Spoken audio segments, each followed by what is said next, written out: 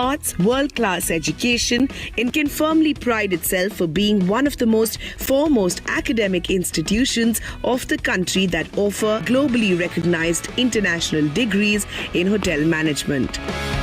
The hugely popular events that they host IIHM International Young Chef Olympiad. As the last dish is plated, they can only wait till the evening for the verdict to be pronounced. Malaysia!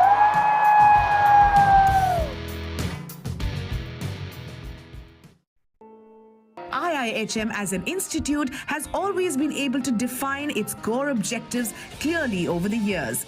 It is an institution that has always worked towards causes that give back to the society. IIHM proudly and aptly calls them food soldiers, a dynamic group of students working tirelessly to ensure a hunger-free world. Hotel management. Hotel plus management. At IIHM, the education is like doing a BBA plus hospitality, because at IIHM, we train our students to become global business hospitality managers. In one hand, they are full of knowledge in hospitality, charismatic, and they have got the study skills of very hardcore management subjects like finance, strategic HR, global marketing, and a whole range of the management inputs. IIHM. For a great hospitality career, call 98310 50,000.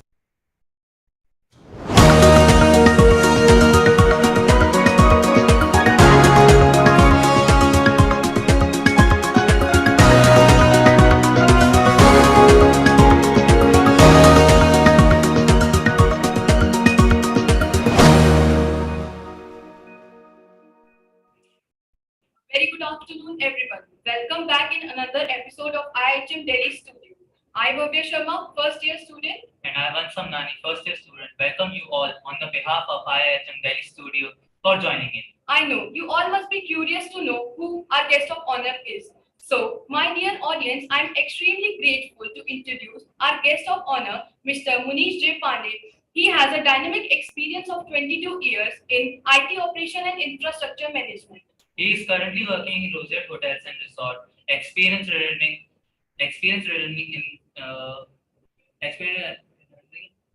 in technical solution for troubleshooting and network-related problems on Windows. I believe that he is the right person to speak on today's topic, advantages and disadvantages of cloud computing. So let's begin our session by welcoming Mr. Munish J. Pande. Good afternoon, sir. Welcome to IIHM Delhi Studio. Sir, I wanted to know your views on today's topic. Over to you, sir. Honestly, if you ask me, the view of my on today's topic is, I would call that as a disruptive technology. Reason for asking, telling that as a disruptive is it's evolving very fast. And the one which evolves very fast, it affects the society very fast. So what I have been asked to talk about is the advantages and disadvantages. But if I look at it, if I tell directly that what the advantages and disadvantages are, then probably the essence will not go as easily. Otherwise, if I take advantages, there would be 5-10 advantages and there would be 4-5 disadvantages. But what I have been taught that while teaching something or explaining something, you always start with the history. If it is something which you're teaching as an object, and if you're teaching as an emotion, then you need to start with the story. Now I'll go back in Vedic era, and I have read a shloka yesterday, which says that all the Upanishads are cow, and the milker is Krishna, the cowherd boy. Arjuna is the calf, wise and pure man, drinks the milk, the supreme immortal nectar of Gita. If I read this, Arjuna would not be able to understand that what he drank. if it does not understand how the cow looks like. So to understand that, he has to understand the entire cow, which is Vedas. Similarly, to understand the cloud, we need to understand that how does it got evolved? From where did it came? Who was behind it?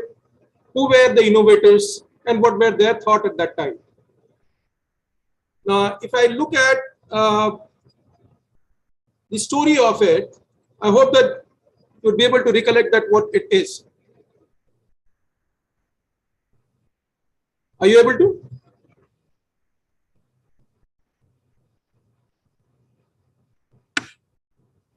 Yes, sir. What is this? I can see a big room with all the machines. Yes, sir. And what that machine was? What this machine is? The computers. It's only one computer. Sir, server. Sir, server. Servers, sir, servers. Which server? What was the name of the server? The first computer or the first supercomputer which was made? Way back in your 8th standard, 9th standard, if you have opted computer science as a subject.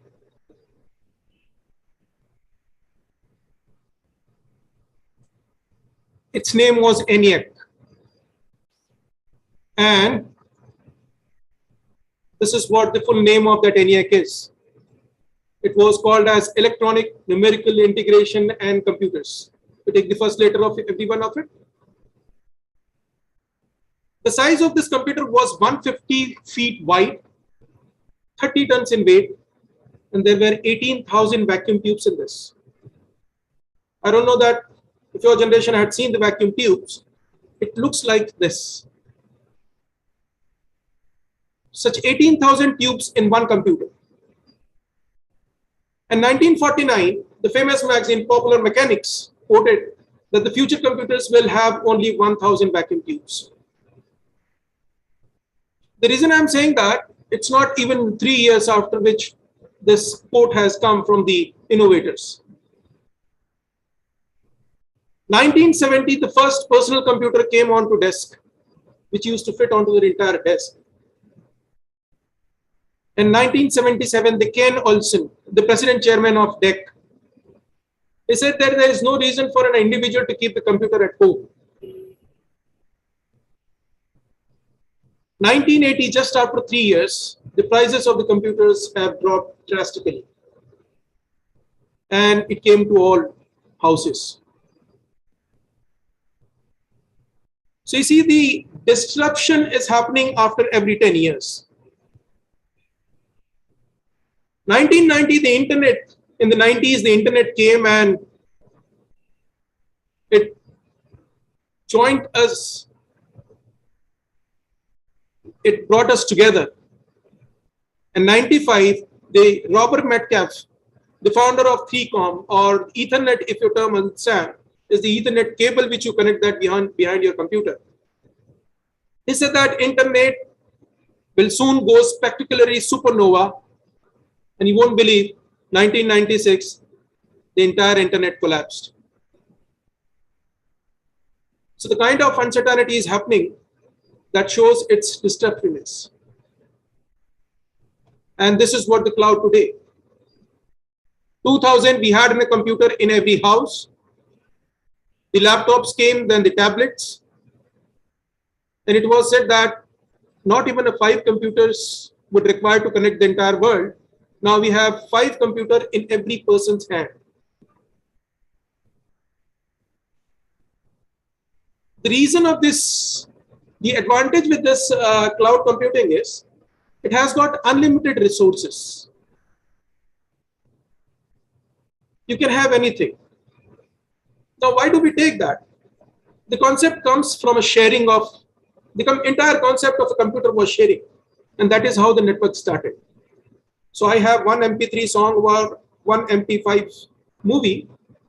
I would definitely like to share that with my friend. We used to share that through a floppy drive earlier long ago. Now we started sharing that with a pen drive. We thought that okay, what we'll do that we'll connect the 2 computers and we'll share that folder so that all the people in the office can see that, or they can listen to that music. That is how the concept started of sharing. And since the consumption of the computer was too much, every office had 500 computers, 800 computers. So they thought of that, why not to share the servers also? Now, keeping a server at your own premises, if I keep one server has got a dual power supply, would take around 750 to 800 watt of electricity. Now, if I calculate the cost of that electricity, which is going to be consumed the entire year, would cost somewhere around 2.35,000. So around 2,35,000 rupees per annum only for the electricity for one computer. Apart from that, you have got the maintenance of that hardware. You have to take the AMC of that hardware, maintain the software on that, and then the application. And then every 3 years or 4 years, you need to scale that, upgrade that. So you have to bring that new one. Now this cost was huge. And that is how the sharing of the servers or the applications started from the internet. Amazon, way back, they have started their business by selling a book in the store. And you can see that where they are now. They are selling everything.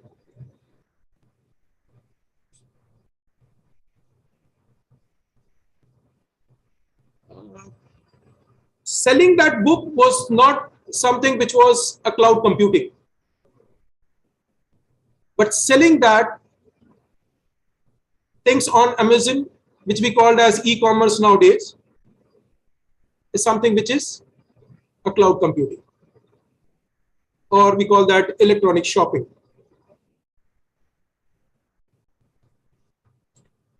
1966, the Time magazine had predicted something on remote shopping. And they said that remote shopping will never be possible.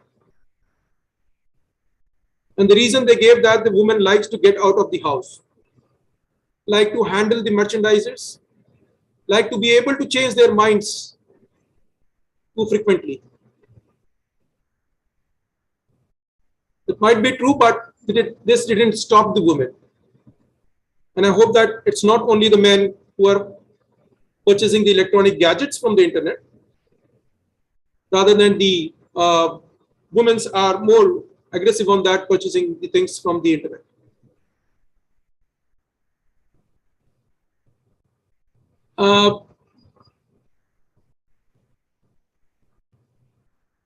If I look at that, what would be the future of this? Then the next generation comes as an edge computing. And if I'll give these technical terms of edge computing, would be little harder to understand. I'll give in short that it moves the database which you have kept on the cloud onto near to the device. So accessing something from internet, for example, if you share something as in a file on a Dropbox and somebody downloads that and then he reads that. That takes huge amount of time in uploading and downloading. Rather, if I upload that and if you can see that online, would be faster, because it reaches to the devices very fast. So time of travel needs to be reduced. And that will help in the coming technologies like autonomous vehicles, the Google cars, if you have heard about, or there are features of autopilot in some cars, which senses the vehicle on both the sides of it or in the front or the back and reduces the speed accordingly. So you have to just sit on the vehicle, just keep your hand on the steering and keeps on rotating that. The things has to be fast in places like oil and gas industry, where there are big machineries are working. And if the data doesn't come live, then it can be disastrous. Like the regs of oil companies. Smart grids. In the hotels, you would have seen that those big panels and the electrical rooms. Now, if I don't monitor that online, then it will be difficult for an engineer to go room to room and see that which switch is working, which is not working, which could be a disastrous.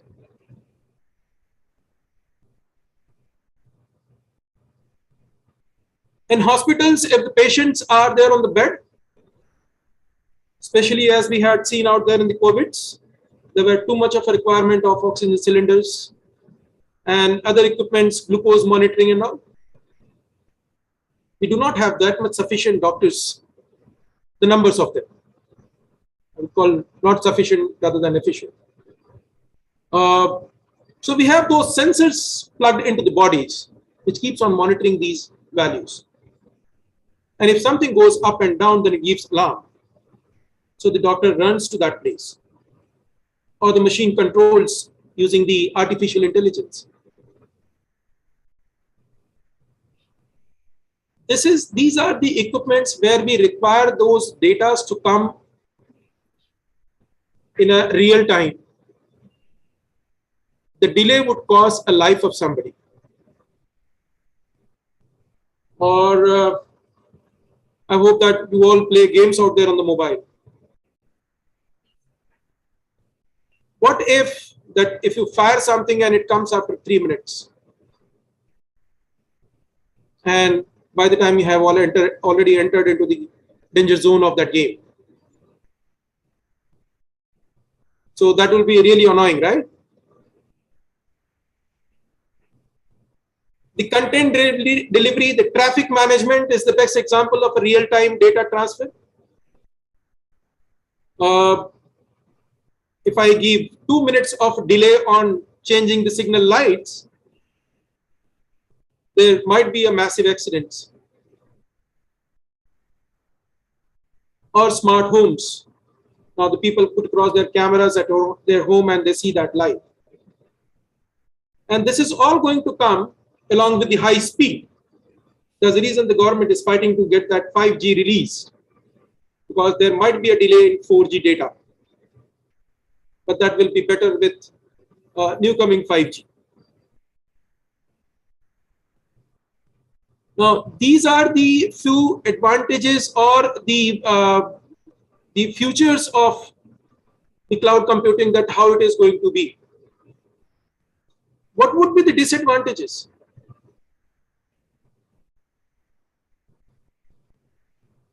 Whenever there is a good guy, there will always be a bad guy, a problem maker. So what do you think that what would be the bad thing out this?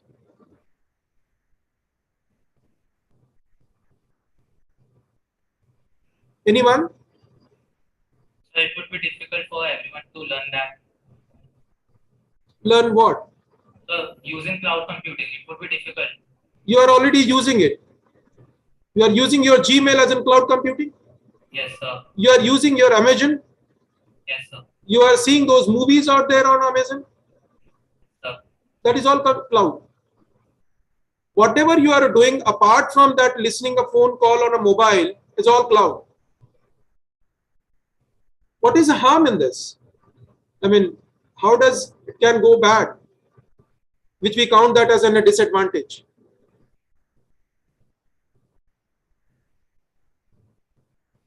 The security things like hacking and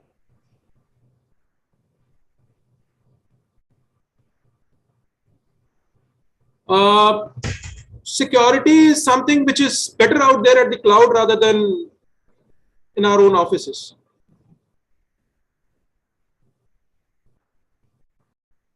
Wouldn't the person who's providing the server out there from Amazon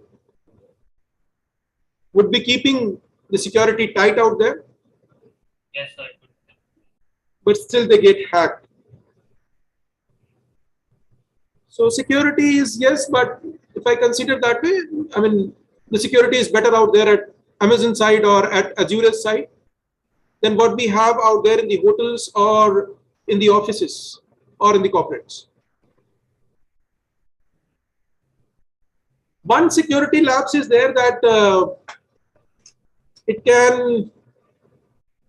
your data can get compromised while it is traveling from Amazon to your phone. So if somebody can mirror that data, it can take an advantage of it. But when you are on your own computer, the data is not traveling, it is there within the office, doesn't go onto the internet, then it is safe. Safer than being on a cloud.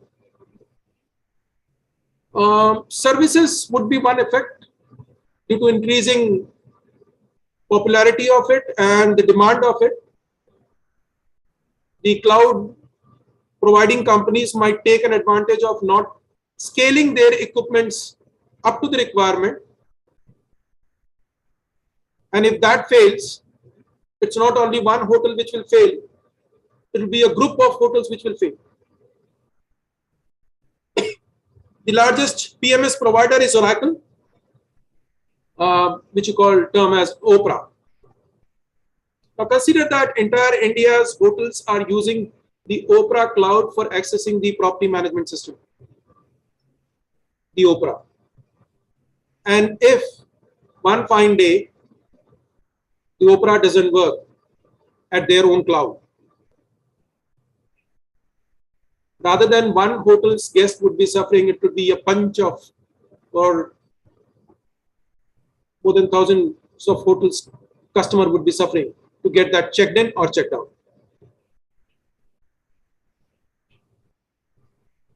So when I have more number of point of failures, I have less risk, because if one point fails, the other point keeps on working. But in case of a cloud, everyone moving on to the cloud and using Oprah on a cloud, if Oprah fails, it becomes in a single point of failure.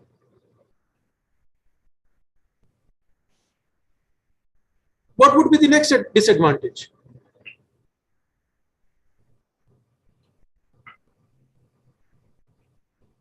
I have enough money, or the hotel has got enough money, will increase the bandwidth of the hotel. And I doubt that it will go slow, it will go fast.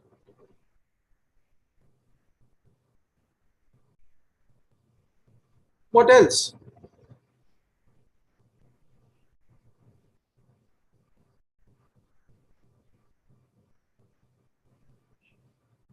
You will be asked to work from home also, because Oprah will be working at home.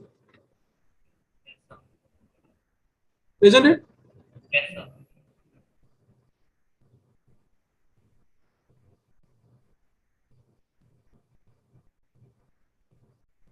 And there are few disadvantages which we never thought of.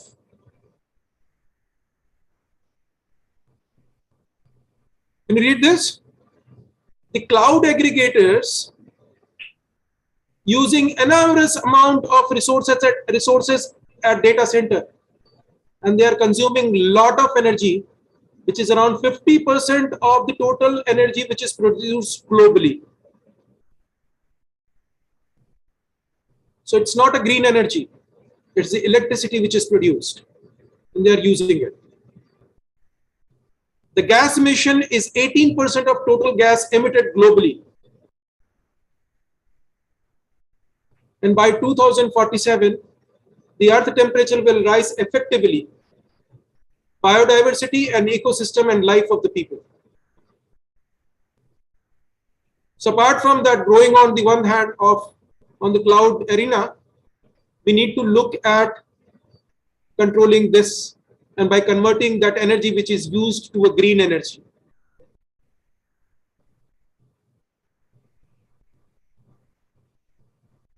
If I switch on the ACs which are there in Delhi, all the ACs, they rise the temperature by 2 degrees. So if it is 33 in the day, it will become, or whatever the temperature was supposed to be without AC, it will rise the temperature by 2 degrees in the night.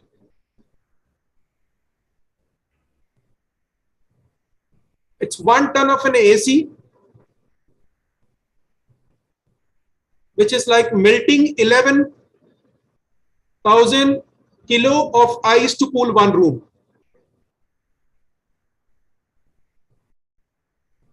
So if something gets cooled, on the other side something gets hotter.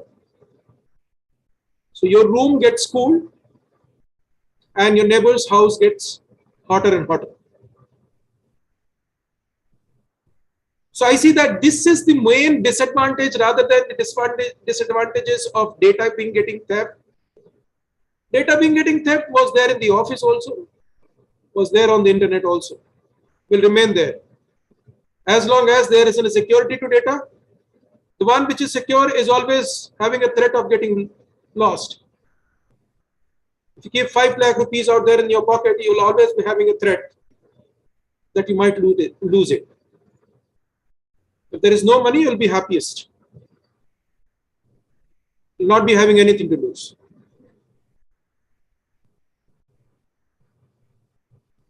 So I conclude with this, that cloud is good, but it's too disruptive. And the things which are too disruptive, they always harm on the other side of it, which we don't realize, which affect our health. Thank you. Thank you so much, sir. It is such a great input of knowledge for our viewers. Thank you, sir. So, sir, now our question and answer round from the audience would be started. So, sir, your first question from the audience is, sir, how much time it will take to shift from Opera to cloud computing in the industry? The Europe has already started, and they are moving on to the cloud. The India got delayed because of the GST implementation, and post that the pandemic effect.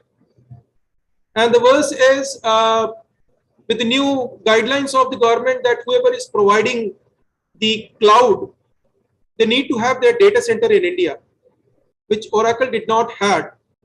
They had their data center in Singapore, which recently they have moved to Australia. So as soon as they built a data center out there in India, they will be good to go.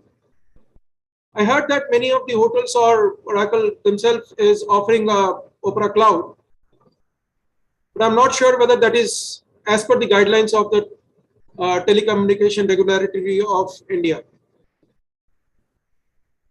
They are GST ready. They need to have a data center in India so that they can distribute. Otherwise, if they keep that in Singapore or in Australia, the latency would be too much. So it will be difficult for the users to work with the pace, the way which they are working as of now. That is only the hurdle as of now. So your next question from the audience is, so what would be the which would be more cost efficient, so Opera or cloud computing? Come again?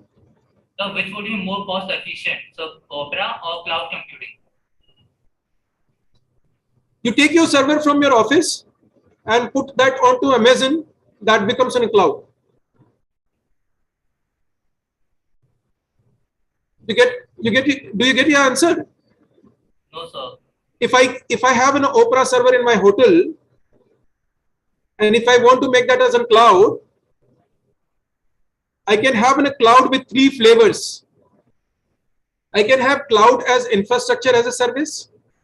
I have cloud as a platform as a service, and I have software as a service. Now, when I say infrastructure, it's the entire machine which I'm keeping there on the cloud.